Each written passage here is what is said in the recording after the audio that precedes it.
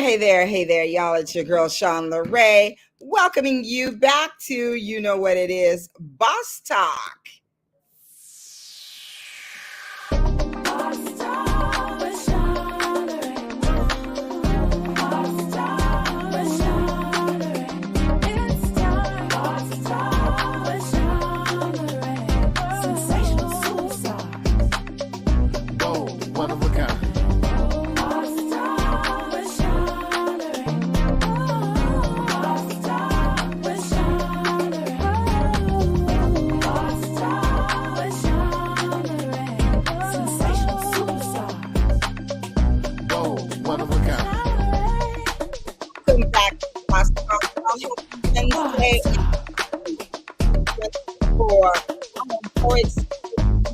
This year with you all and getting ready for a new and exciting year.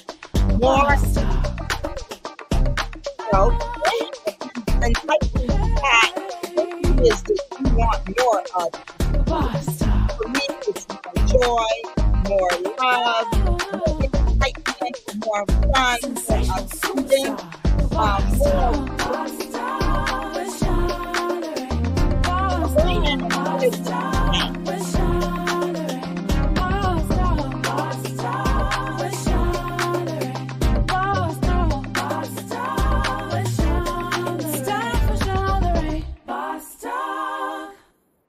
Well, thank you for tuning in tonight. It's good to see you out there and Happy New Year. I hope that you all had a wonderful holiday season and that you are ready to dig in and get with all things good in 2024. So I want to see who's out there, and I want to invite you at this time to go ahead and take a minute and send some love to one of your friends and get them in here tonight, because this is going to be a great discussion that you do not want to miss. So let's see who's in the house. April Ramirez. Hello, April. Looking forward to the discussion.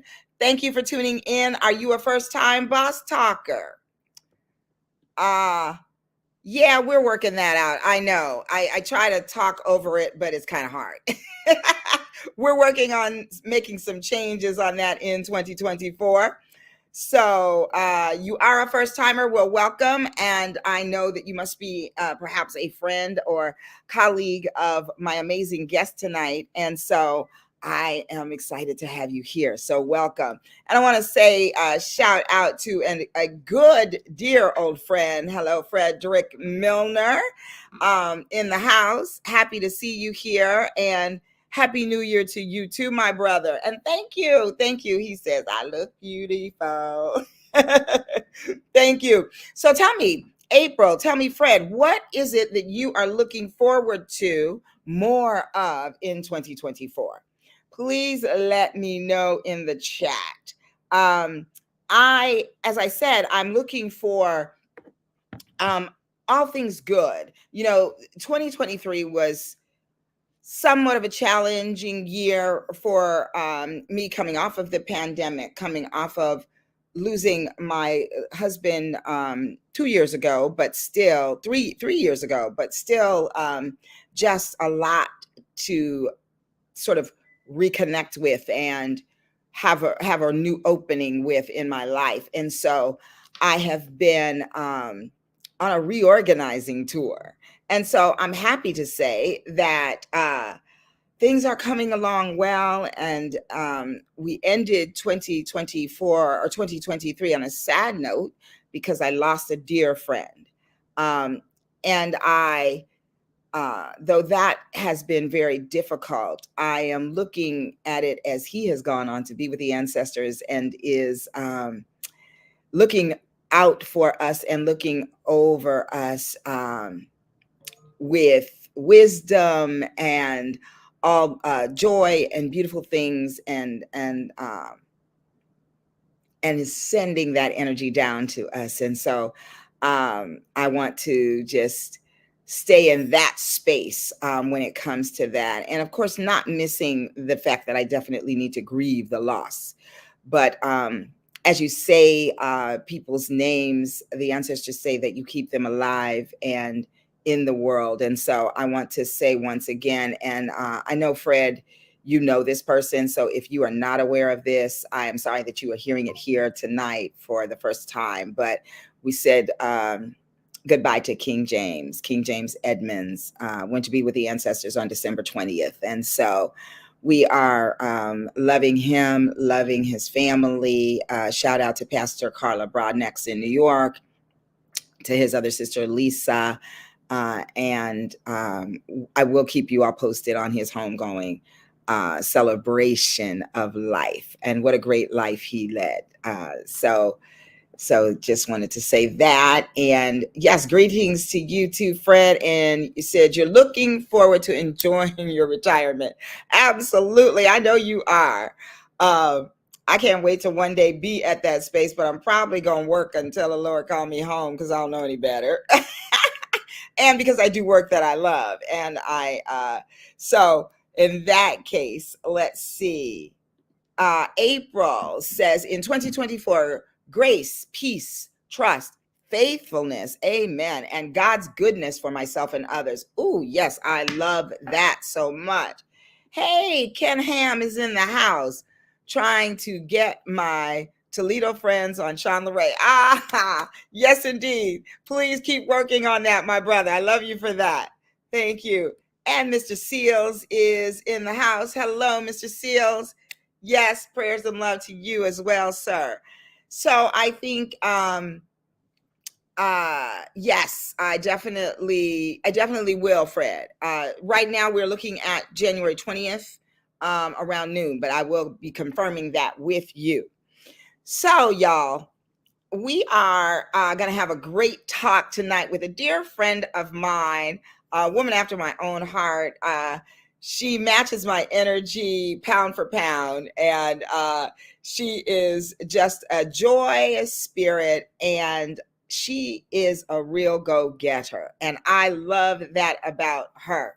And what I love is the work that she does is important work, and she brings so much to it that is just you can't deny it. It can't be matched. She is just spectacular. And I want to tell you a little bit more about her as we bring her on tonight. So, Dr. Thela Thatch is a distinguished executive human resources leader specializing in cultivating mutually beneficial relationships between corporations, nonprofits, and government agencies, and driving equitable outcomes for communities. Is making waves with her upcoming book. And she's making waves with her upcoming book, The Diversity Dilemma. Dr. Thela is an esteemed figure in the realm of equity and transformation, serving as the visionary founder and chief equity officer of Thela Thatch Consulting and the nonprofit Time to Dream.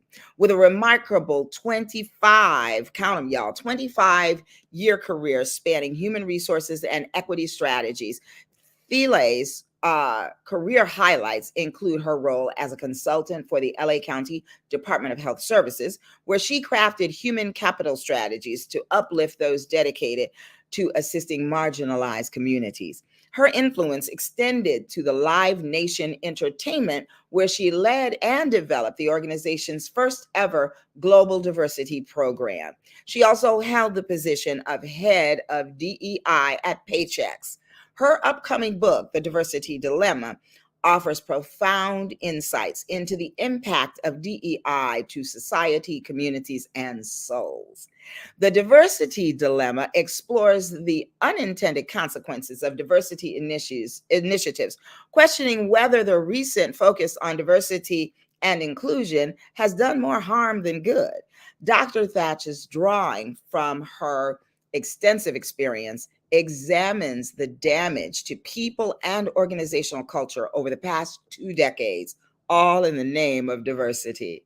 Dedicated to diversity leaders, employee resource groups, human resource professionals, and individuals from all backgrounds committed to equity and inclusion, the Diversity Dilemma is a challenge and encouragement to those striving for real, lasting change.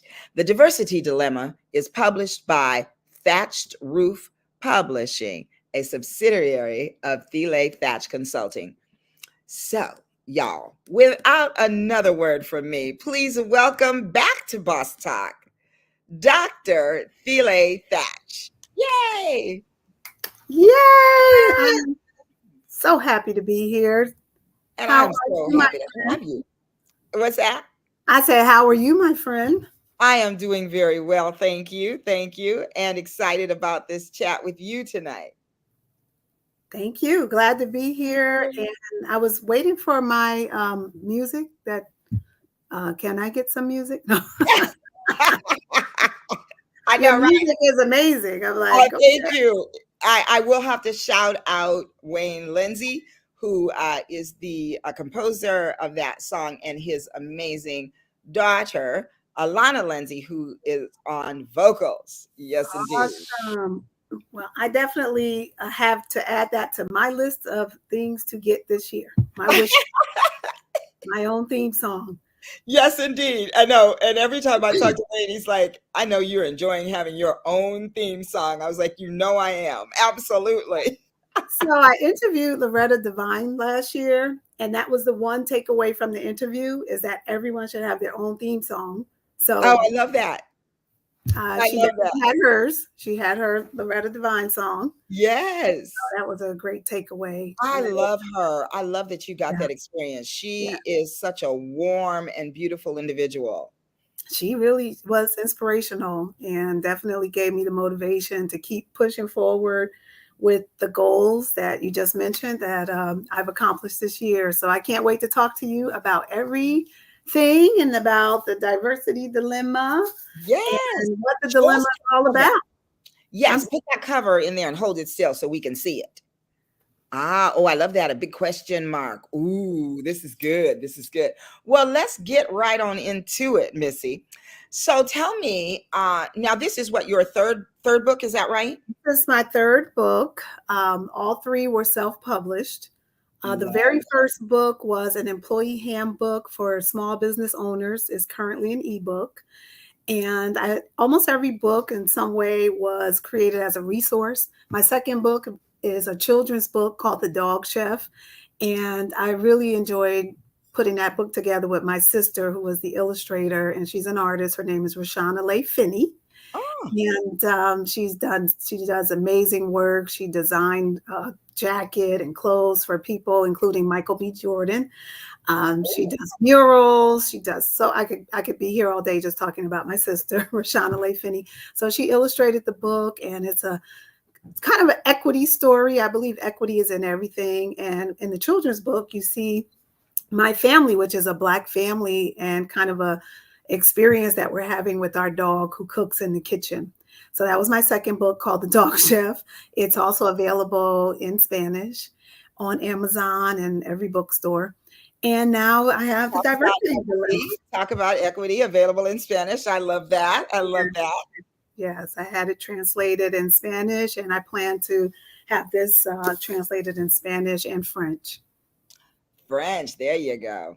Now Yes. you're talking my language. Yes. Well, Mr. Seal said, love and happiness. So I am guessing that that is what you want more of in 2024. So thank you for sharing that. I wanted to get that up there. Now, I want to ask you first, before we go into the diversity dilemma, what is it that you're looking for more of in 2024, Thela? And let me do a disclaimer.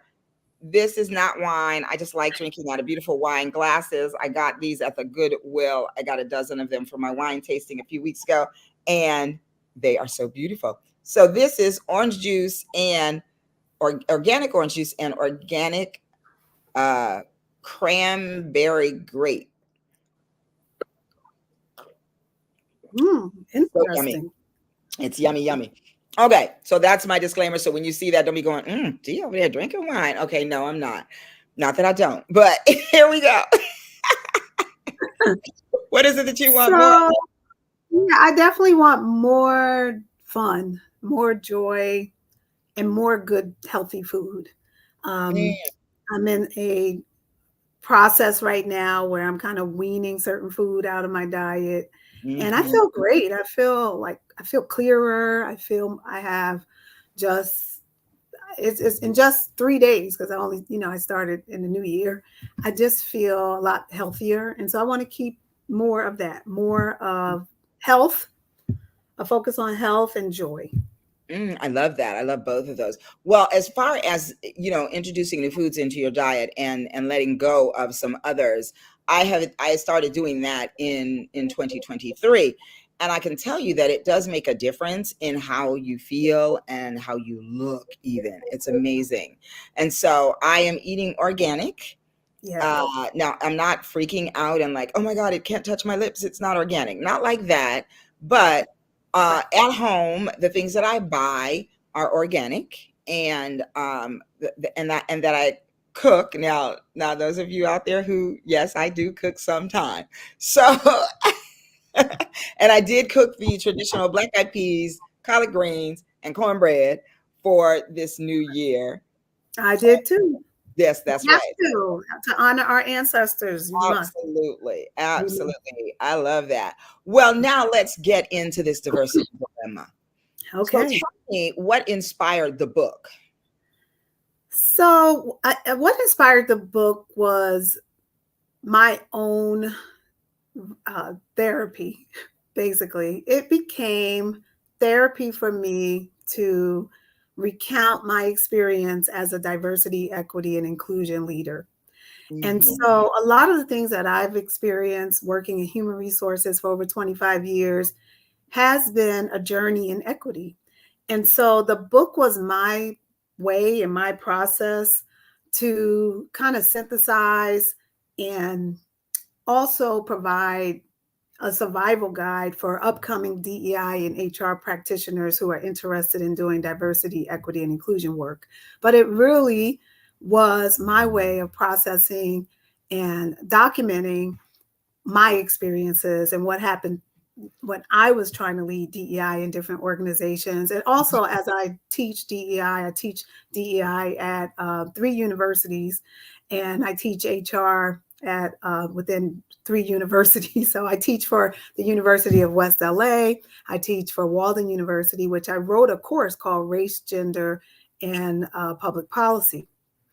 And so when I was writing the course, it just most of the people who were writing the course with me were non-minorities, and it's just constantly having these conversations around basic under the basic definitions around diversity and inclusion, and just constantly having to repeat this information made me say, you know what, let me write a book.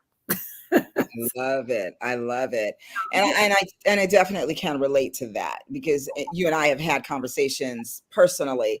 As you know, I founded the diversity committee for the San Fernando Valley, California Association of Marriage Family Therapists, of which I am the president this year. I am the first Black president. I am the first Black person on the board. I am the second person of color on the board. Um, and so there's a lot of shifting that is happening in that organization, and just to get people to understand that diversity is an issue, that it is a thing, and that it needs to be looked at and it needs to be addressed, and that it needs to be addressed beyond a committee and beyond see, we have more people of color speaking this year, and it has to be addressed in a deeper, at the core level that speaks to the culture of the organization having a shift. And so, can you speak to that? Because I think a lot of what has happened with DEI is it became cute and popular, so everybody got a DEI officer on their team, and you know started talking about it and maybe putting out initiatives, but not changing the core of the culture. So, can you speak to that? Yes, and it's very complex to speak to this, but I will do my best to try to keep it short for the time that we have, because there's so many aspects to corporations and workplaces and communities. As you just mentioned, you're serving on a board, you're the first. And there's just so many aspects to diversity, equity, and inclusion. And I did have an opportunity to be one of the very first chief diversity officers at an extremely large entertainment company. And it was a dream come true for me. I was, I've worked most of my career as an HR person. I created a stretch goal, worked with my current, at the time, the VP of HR, and said, what can I do to make this organization stronger? As a Black woman, I was one of the few Black women on my team. And I just saw myself with over 10,000 employees. How can I be an example? How can I be, help provide equity in this organization? So when I got the opportunity to create the very first diversity department, I was thrilled. So I just want to start with that, because so many Black and brown and tan people are looking for equity and inclusion within their organizations. And when they get tapped on the shoulder to be a part of these initiatives and a part of these employee resource groups, just like me, it is an exciting time. But then, as you just mentioned, things start to happen in some organizations where you start to realize there's no real change happening.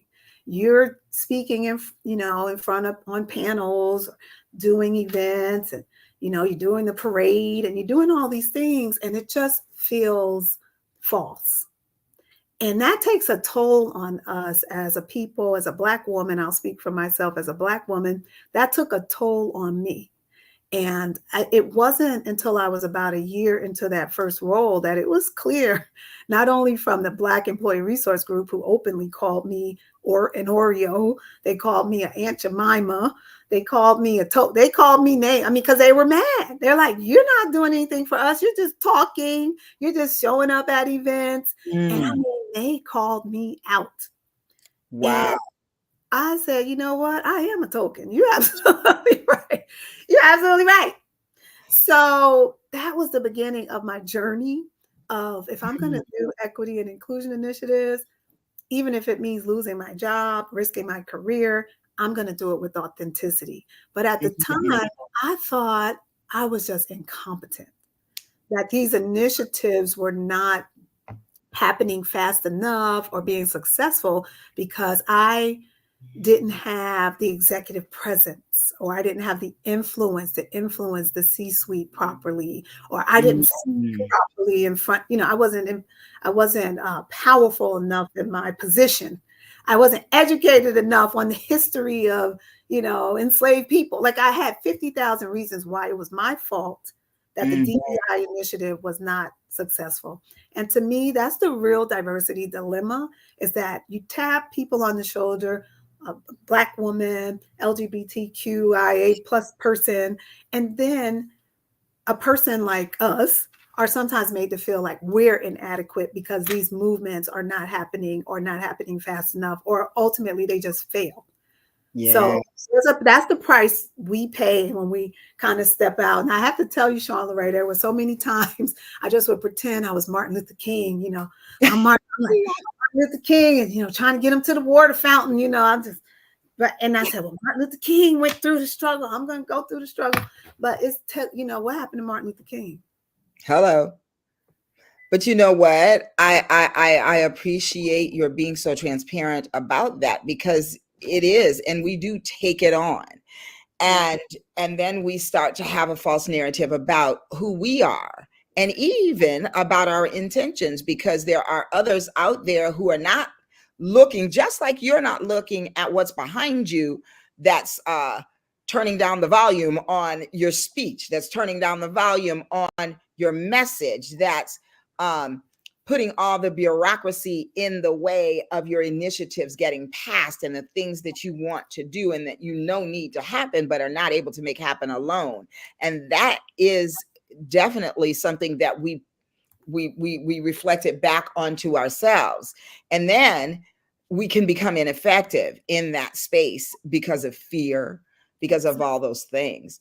So I know you, so I know that you found a way to get past that and through that. Tell us what happened in that regard. I appreciate that question. You asked such good questions. So even before we went on the podcast, I'd speak to you often. And so I really am so grateful and honored that this is the first podcast to talk about my book, because what helped me was therapy. What helped me was counseling and coaching. And I'm still doing that work. I'm still working through those false narratives. Because again, I started the story with the job was my dream job. So to lose that was a failure, was a big failure for someone like me. I think it'd be a failure for anyone, but in general, it was definitely a failure. And so one of the things I talk about in the book is around mental illness. And as you know, 1 in 5, and it may be even more, experience a mental illness yearly. So that means that 20% of our workforce is affected by mental illness. And I haven't even touched on how that affects Black and Latinos and people of color in the workforce. And so we already have this high number of incidents of mental illness in the workplace. And then we're adding to that trauma when we're not recognizing or promoting equity in the workplace. Right. And so that's, again, the dilemma. Is like, we're supposed to be helping people. And one interesting phenomena that happened when I was working in the workplace that I started to see is you start to see behind the veil within the organization. And if you're not prepared to see behind the veil, that again in itself could be traumatizing. It's actually a very kind and safe space when you are just, when you're a individual contributor. That's what we call it. So when you're not a manager or you're not in a director's role, it's actually, you may want to make more money, but trust me, it's a nice, pleasant, kind space. Whereas in some organizations, not all, and I see Otis is there. Someone shouts. Yeah. But when you so as a Black woman with a family, trying to make a living for my family, one of my dreams was to move up in an organization and become like a vice president. But I wasn't really prepared I wasn't emotionally prepared. I wasn't maybe even spiritually, physically. I just wasn't prepared. There was a playbook that I did not have the rules to. So that spoke to, really being prepared to be in these C-suite roles. We all say, oh, I want to be a CEO. I want to be a COO. I want to be a vice president. Yeah. But there's a level of game, for lack of a better word, that you have to know. Because once you get to that level, you start to see what really goes on behind the veil, what the CEO is really saying about minorities and people of color, what they're really saying about disabled people, right? You start to hear those conversations, and those conversations are very traumatic. I bet you. If you're not prepared, because it's like it bursts your bubbles. Like, I thought this was a great place. Right. And I thought you all really wanted to make a difference. Yes. Yeah. Let's see what Yanagat Sheik is saying. She said, we do have dreams. People see before they hear. Absolutely. April says, so true. Ignorance is bliss. Right. And Yanagat also said, false narratives are history. We need to address inclusivity within our diversity. Speak. Yes. It is so interesting too that you're saying, I am self-employed, so I am the CEO, I am the C-suite exec in my organization. But prior to coming into this space, I was in upper management at an organization providing services to teens and to teens, mental health and substance abuse things for them. And I was very excited at first. Also, I actually had a Black director, so I was really excited about that. And I worked with her. And, they did not tell me the truth about what that was going to look like. And most of the kids that were there were minority children. none of what they were doing was to actually, the main focus is never to really get them well, to do the things that we know as clinicians will actually help get them well and help them to see different things and provide them with experiences and all of that. And the same thing at my prior position, there's a lot of red tape that is happening, a lot of hoops that you have to jump through, a lot of quotas that you have to meet that make them look good. And if you are the minority trying, spinning, turning the crank to make the Victrola play, if you get burnt out, or if you can't turn on any given day, or if they fail to do something, the hammer comes down on you.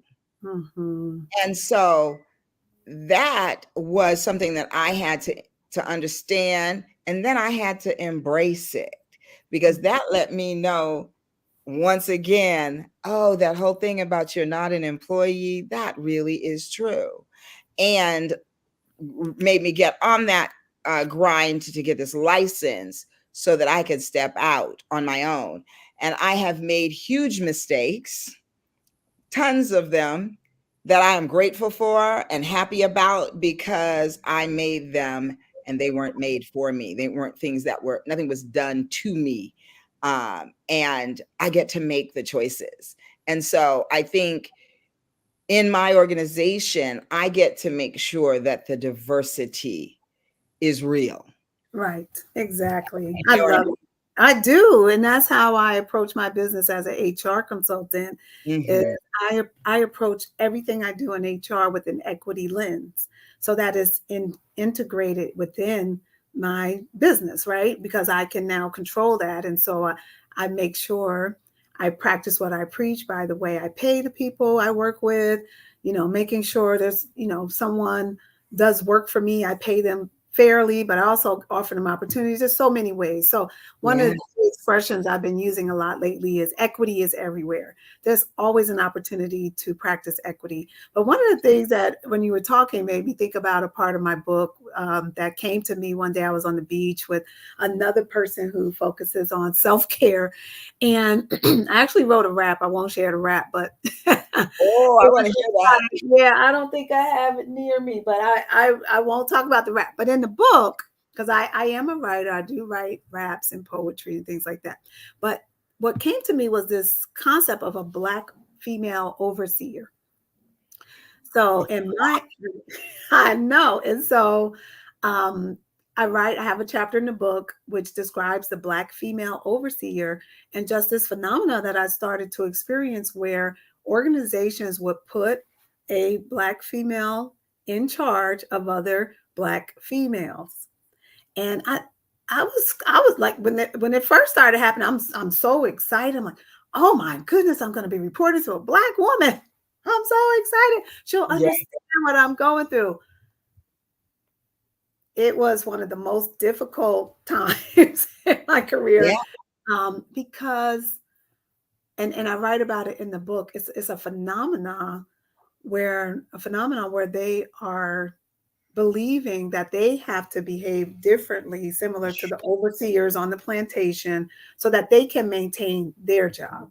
So a lot of times they are hired to make sure that they keep us in check and in control. Yes, absolutely. And I didn't know, again, this is another game in the diversity dilemma. Like this is another game. Like I didn't know about this. I didn't know that this was a strategy being used by certain individuals to make sure we didn't go outside of the lines, that we didn't go, right? I didn't know. So it happened multiple times in my career and others, like you just mentioned, where it became a pattern.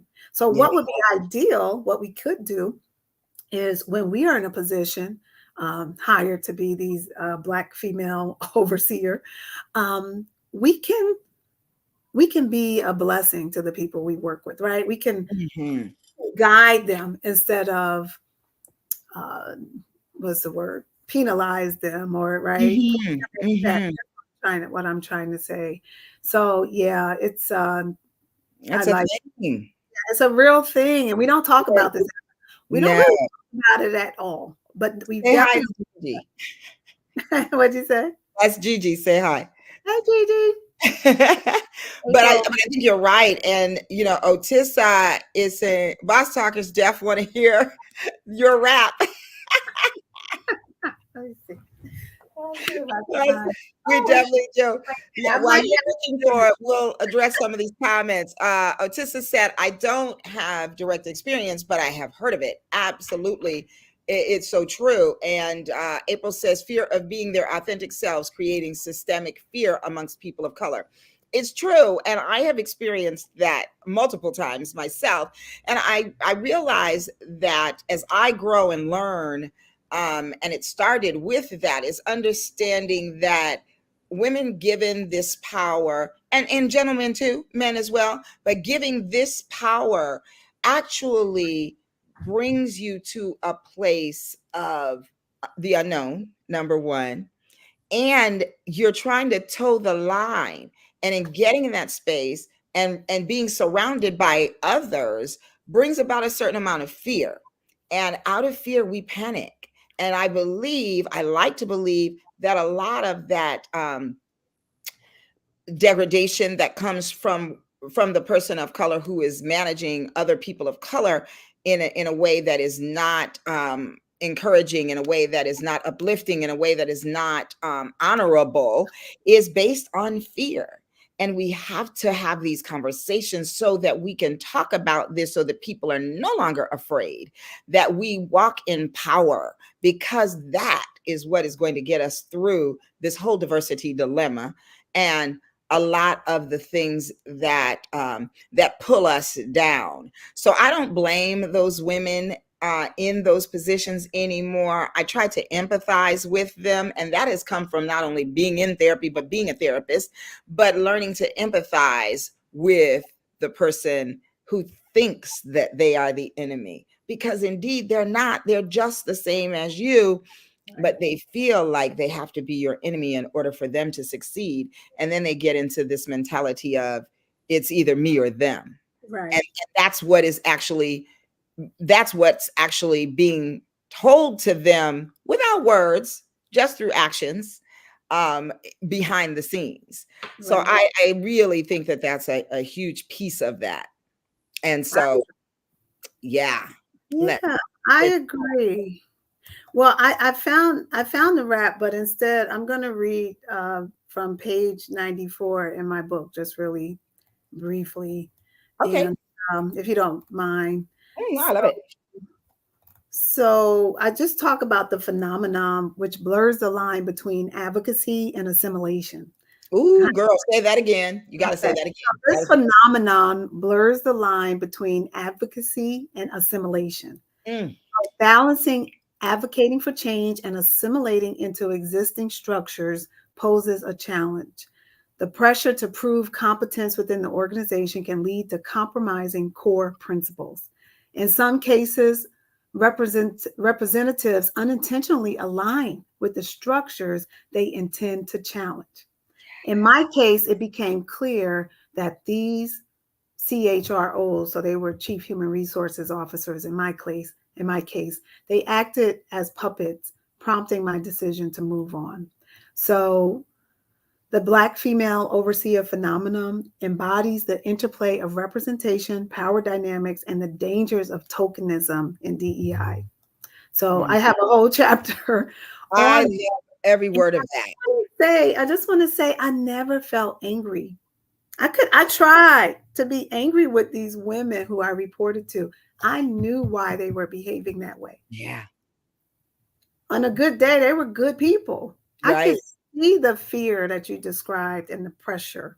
Mm-hmm. However, they could not help other Blacks and people of color in the organization because they had succumbed to the fear themselves. And yes. I want to say, for the record, one of my first discussions with one of these Black female overseers, when I was talking about my DEI work, and I actually put this in my book, and this is why I say it's a no holds barred book, because I'm just telling everything. But one of the first things she said to me was, we have to be careful not to look like we favor Black people. I was was like, what? Huh? Just say, what's your strategy? How has the employee resource groups been measuring up? What's your plan for the year? What's your goals for the? My first interaction Wow. with my new boss, who was a Black female, was, hey, I just want to talk to you. We got to be careful. We're not, favoring Black people. We got to make sure, I said, well, actually, I am favoring Black people Hello. because we need help. we have been Right. ignored at this organization, and actually, I am lifting them up first. So that was a problem, and that will be a problem in some organizations, or I would Yeah. dare to say any organization that does not really want diversity, equity, and inclusion initiatives, because everyone knows if you lift a Black woman up, you lift the world up. Come on now. You better speak today. Thank you. Woo! Yes. Madagal Chic, I love that name, by the way, says, I love this forum, Sean Leray. OMG, this is our ancestors' vision, which we must flame. Oh, I thank you so much for that. Thank you. That touches my heart. I so appreciate that. I so appreciate that. She says, yes, indeed. Thank you. So, listen, I loved so much of that chapter and what you said, and I can't wait to get this book. Oh, you did. Now, I think that, there are certain things too, because how do you, I have so much I want to ask you, and we don't have a whole lot of time. How do you deal with this diversity issue as a Black woman in leadership in this area when there are people who, how do I frame this, who will come to you and say, well, diversity is not just about Black folks. It's not just about color, that there are others who need to be addressed in this. And especially when you are speaking to in your diversity work, you're speaking to those who have disabilities, you're speaking to the LGBTQIA plus community, you're speaking to those to veterans who are also a part of that population, and many other minorities, people who are living differently living people. Right. Because of course, what we also know is that it's still, in all of that diversity scramble, there is still a distinct difference that exists for Black people of color. Right. So, Well, I will talk to you and let you know. It's all about inclusivity, right? And being inclusive. But I like to focus on equity. It's about what are we doing to make sure things are equitable, making sure that not that we don't just have equal rights, but that there are systems in place or systems that have been dismantled so that we can actually have the same access. So I determine which groups, affinity groups, or groups of people we're going to focus on based on those who have the less access to equity. come on. Right. So if this group, the Black female group or the LGBT, they can be different groups in different organizations, but we need to focus on who's lacking the most first. Right. So I love that. Who's lacking the most first? That is good. That is good. Right. How are we going to get to equal measure if we don't raise up the people who need to be lifted up? And so, unfortunately, the truth be told, whether people want to recognize it or not, is typically Black women, Black males. And so to make this simple, you look at the data. You look at the data in the organization, and you look and see how much are women paid compared to men. We know for a fact that women are barely making 80 cents to every dollar that a man makes. If we're making 80 cents by now, it's a miracle. So we know we need to focus on women. Right. Okay. So now let's look at how much Black people are making to every white person's dollar. Okay, they're making maybe 75 cents to, right? So it's really crystal clear where we focus and which group we need to focus on based on the need. And so that's how I look at it. When it becomes equitable, when there's a level of equity, then we can shift our focus.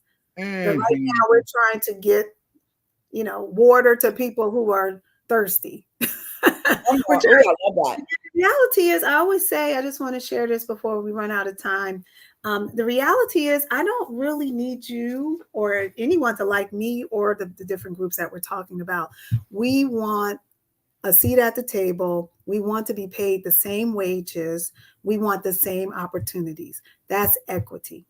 We don't need a parade. We don't need a party. We don't need that. We need to have the same access to opportunities, promotions, and pay. That is really the bottom line, because everything else is just nice to have. People want what their colleagues have.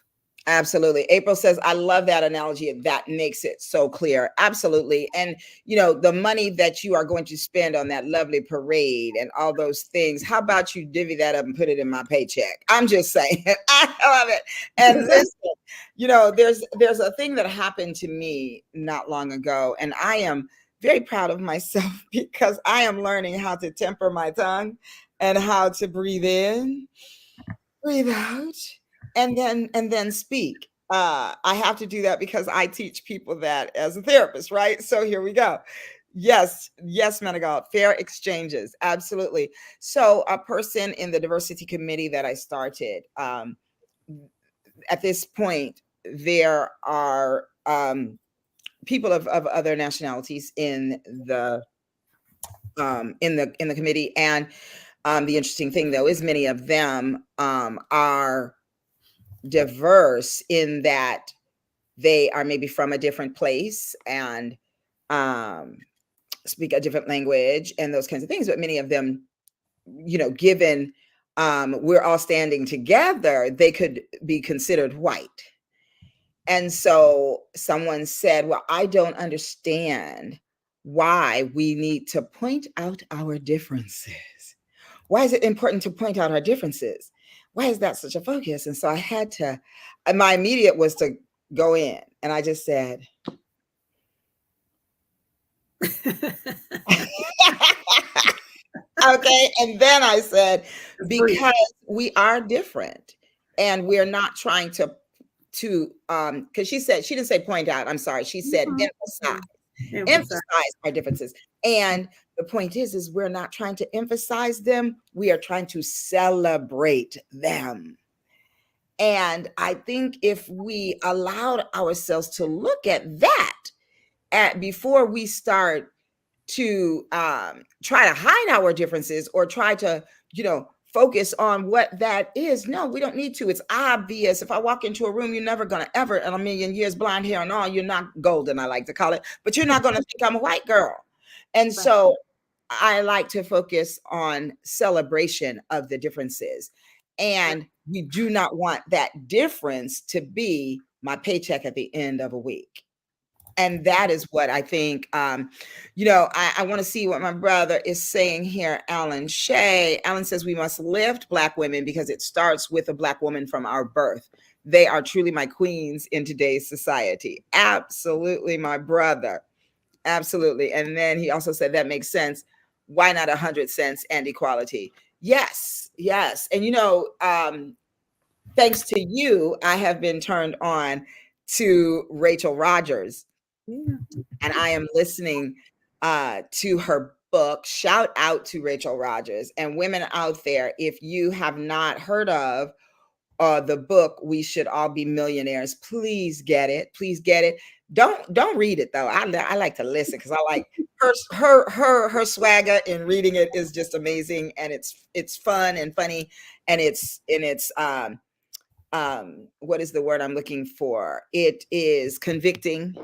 And she has what she talks about the ways that the inequities show up and how they impact us. And any of those women who are those C-suite execs, who are the Black women overseers, are being impacted by the internal struggle of what it is to be a Black woman who has been put in a position that she's been put in without the full equipment. And the full equipment, I don't mean her education, I don't mean any of that, but I mean some sitting down and talking with the ancestors and recognizing the truth about who we are as a people, and then allowing yourself, giving yourself permission to be bold, because that's what it takes in a spot like that. Like you were bold in saying, I am here to favor Black people because we need help, because we are being treated inequitably. Right. And so I honor that in you, my sister, and I love that about you. Thank you. Well, we only have a few minutes left. And so I want to see if anybody out there, any of the Boss Talkers tonight, have any other questions that they want to ask. And I want to ask you if you could just kind of tell us what you would like to leave the Boss Talkers with tonight. What are some important tips or practicals or something that you want to make sure they get tonight? Wow, there's so much. And, my ultimate goal tonight is to introduce the book, the Diversity Dilemma. But one of the goals in the book was to provide a framework around how to manage these situations in the workplace. And I just want to share, I have the 7 A's, the 7 D's, and the 7 R's. And I won't go into all of them, but I want to highlight tonight the 7 R's because it really talks about, and I got to kind of look them up to do all 7, I'm so sorry. But it talks about rest. And that's really what the 7 R's are about. So I'll let you be in suspense and get the book. But the 7 R's are about, how do we get to a place where we are taking time to be kind to ourselves, to rest. And a lot of this work, I have to give a shout out to Tricia Hersey from the NAP ministry. It's called, and she wrote a book called Rest is Resistance.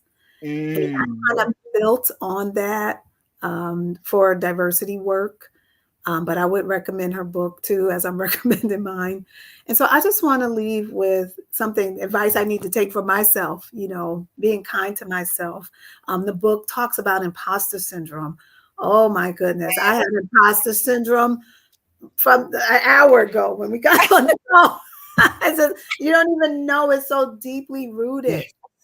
Yes. It's so deeply rooted. My imposter syndrome shows up with feeling like I didn't work hard enough, or I didn't, and I would get that criticism. It was, oh, you didn't put the comma. Oh, why is the T crooked? And I was always on edge trying to be the best Black woman because I was typically the only Black woman.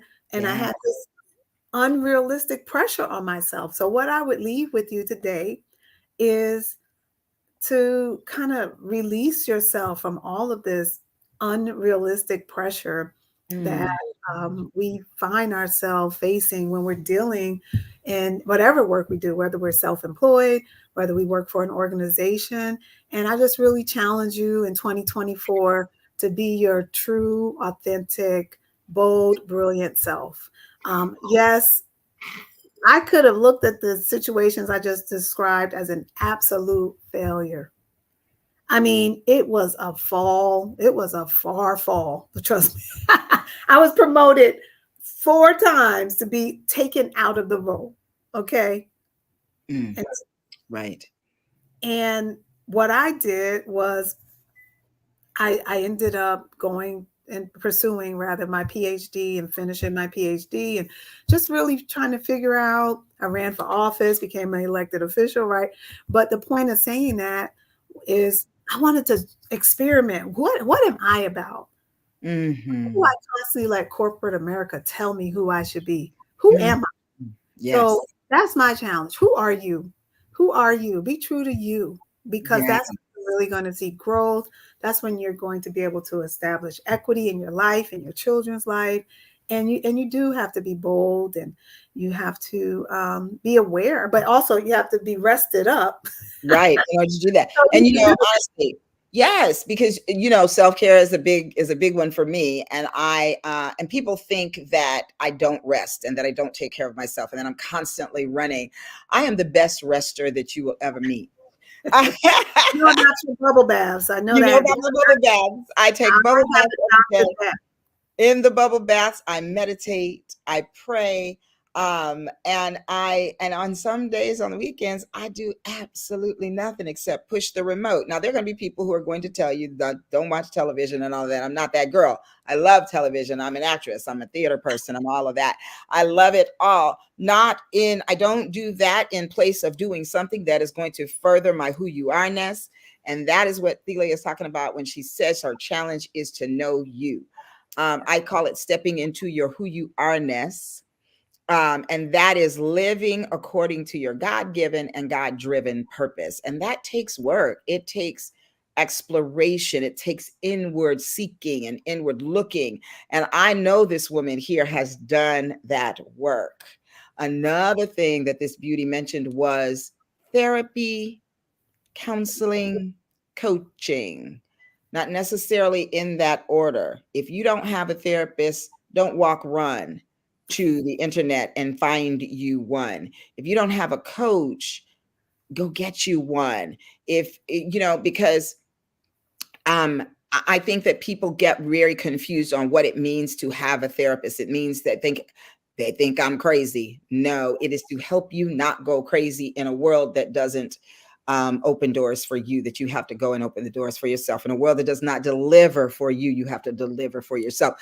That is what this is all about. And so if you are living while Black, LWB, y'all, then it is important that you take the things that are put upon you and release them. That's what therapy is.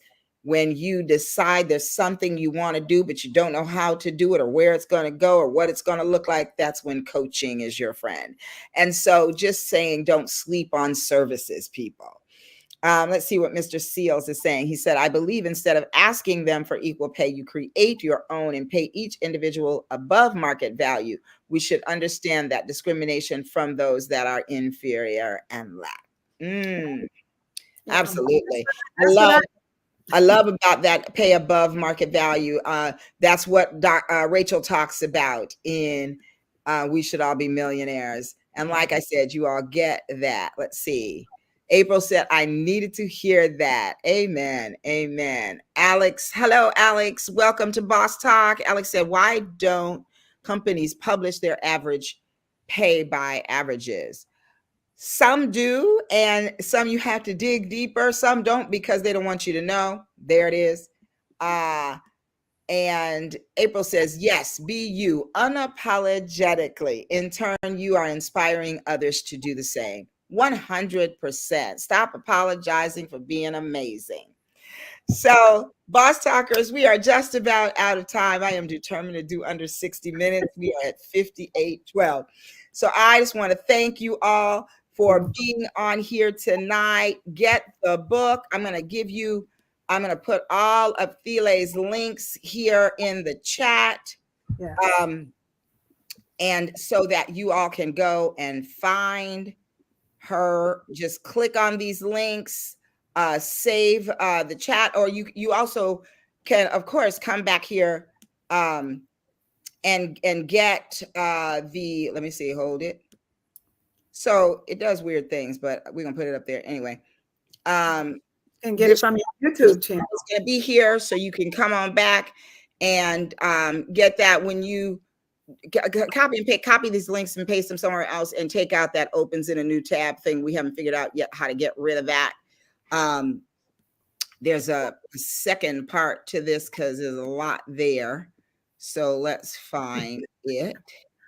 Or you can just go to thelathatch.com.